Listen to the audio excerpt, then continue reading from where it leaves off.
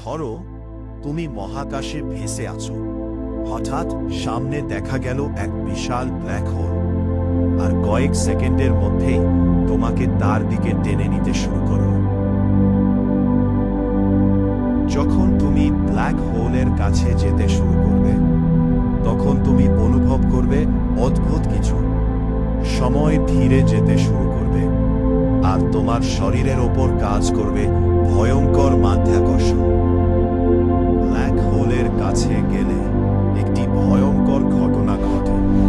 এটাকে বলা হয় স্প্যাগেটিফিকেশন, মানে তোমার শরীর ধীরে ধীরে লম্বা হয়ে টানতে থাকবে মাধ্যাকর্ষণ। একটা সময় তুমি পৌঁছাবে ইভেন্ট হরাইজনে।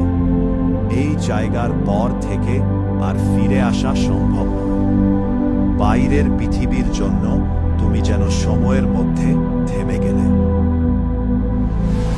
যদি কেউ দূর থেকে তোমাকে দেখে, তারা দেখবে তুমি ধীরে ধীরে থেমে যাচ্ছ, আর শেষ পর্যন্ত অদৃশ্য হয়ে গেলে।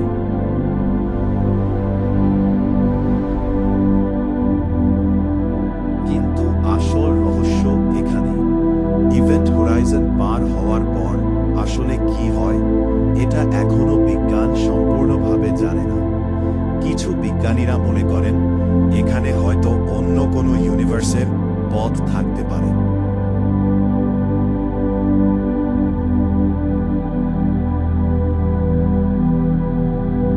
তাহলে প্রশ্ন হচ্ছে, ব্ল্যাক হোল কি শুধুই ধ্বংসের জায়গা, নাকি এটি মহাবিশ্বের আরেকটি দরজা?